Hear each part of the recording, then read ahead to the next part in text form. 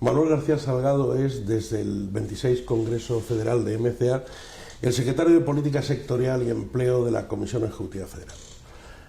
La primera cuestión, Manuel, es la siguiente. El Gobierno anuncia el fin de la recesión, el crecimiento al 0,1, pero el crecimiento. La ministra de Empleo incluso ha dicho que la economía española va como un coche, disparada como un auto.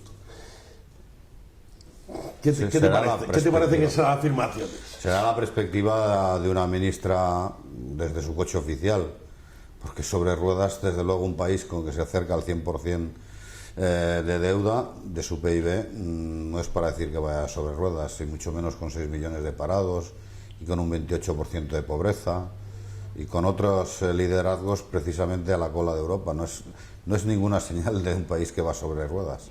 Has citado el desempleo, el paro. ¿Cómo está el paro en los sectores de MCA? El paro en los sectores de MCA, especialmente después de haber perdido casi 2,5 millones en los dos sectores mayoritarios, como es la construcción, más de 1,5 millones y más de 1 millón también en la propia industria, pues no se está recuperando.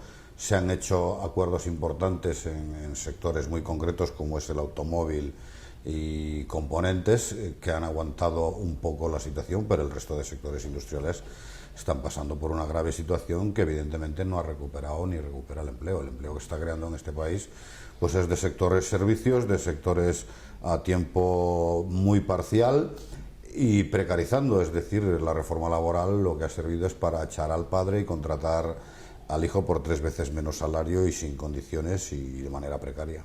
Con ese panorama, ¿cuáles son las alternativas de MCA-UGT? Se ha hablado de un impulso a la política industrial, de un impulso a las políticas de infraestructuras, de un impulso a las políticas de rehabilitación en el sector de la construcción. ¿Cuáles son las alternativas?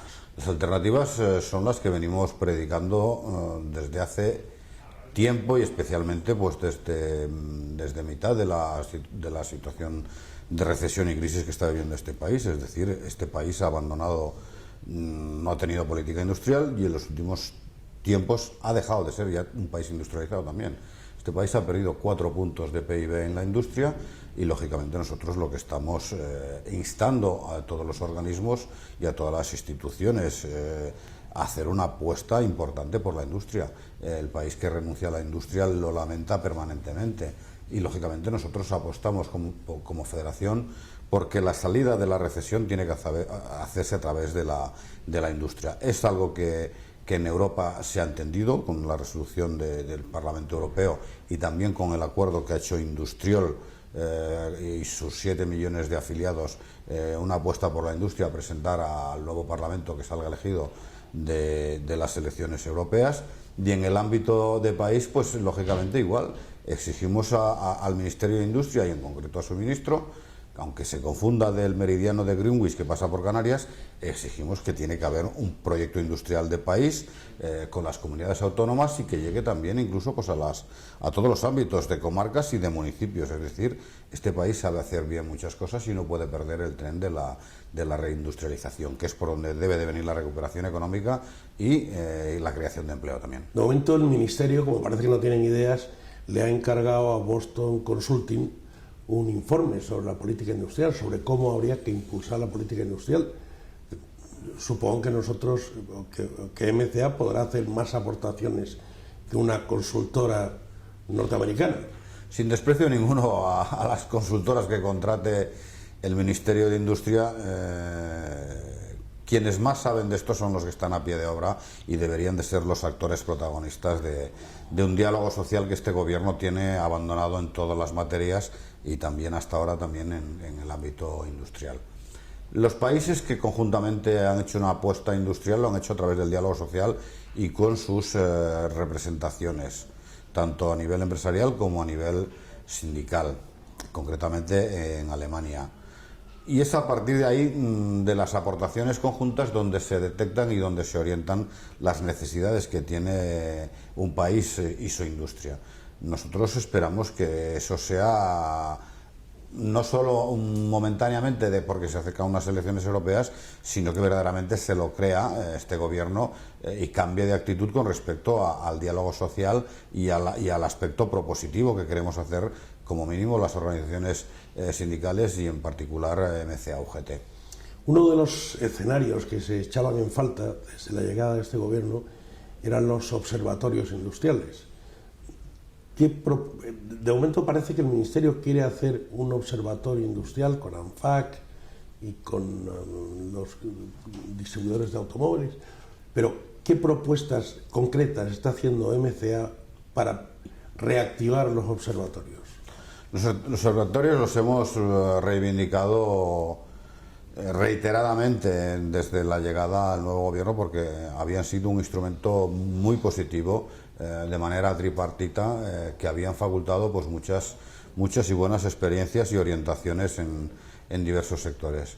Desde el inicio este gobierno no ha querido saber nada de los observatorios, de alguna manera pues los ha eliminado por lo bajín y sin decir nada, y ahora recientemente pues se ha recuperado unas ideas que pretenden sustituir a los observatorios, pero sin dotación económica, sin presupuesto y tampoco sin saber claramente para qué quieren servir. Nosotros no nos vamos a negar a ningún tipo de participación, siempre que sea para contribuir a aportar ideas y aportar soluciones desde nuestro ámbito, pero no creemos que estos foros sean precisamente los más idóneos para las partes.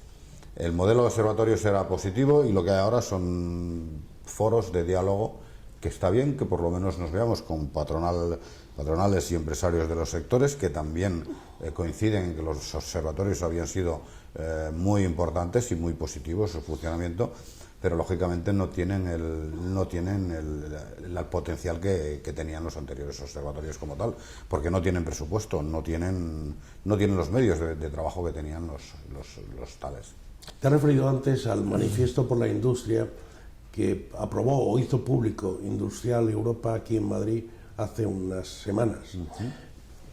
De ahí se derivaba el compromiso de los sindicatos, en este caso de MCA, de trasladarlo a los partidos políticos españoles y al gobierno para que lo incorporaran en su campaña electoral al Parlamento Europeo. ¿Se ha avanzado algo en esos contactos?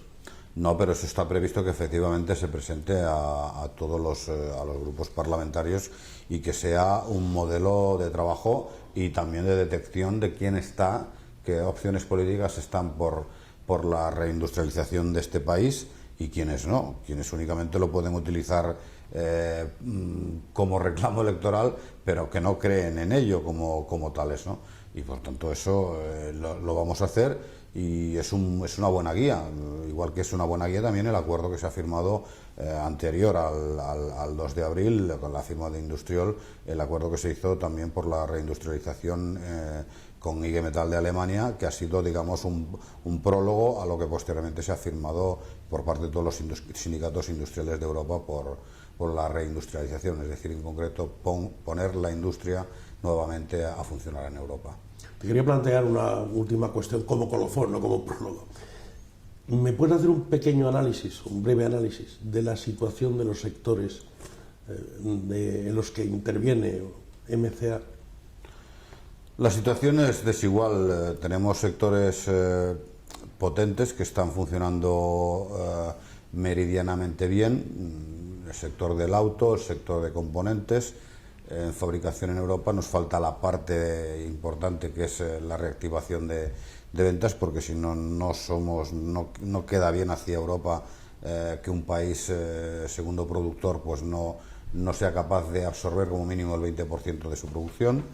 Hay otros sectores como el acero y demás también que están pasando por situaciones derivadas del precio de la energía en este país. Tenemos la tercera energía más cara de Europa. Esto es un lastre absoluto también para la progresión de la industria y para la industrialización.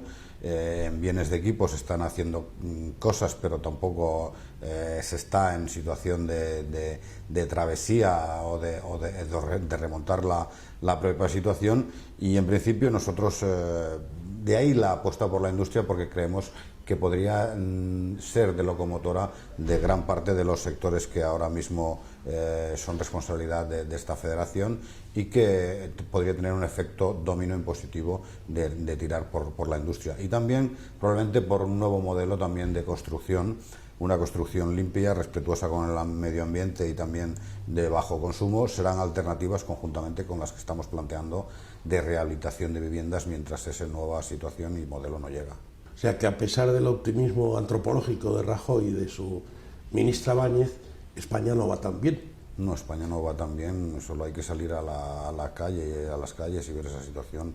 Probablemente son situaciones que no se ven desde los coches oficiales del gobierno del señor Rajoy, pero la realidad de este país es otra. Lo extraño es que contradicen hasta incluso a propias organizaciones como Cáritas o Intermon Oxfam de la pobreza de niños en este país, un país que tiene ese nivel de pobreza. Es muy atrevido que algún gobernante diga que va sobre ruedas, muy atrevido, por no decir otro calificativo.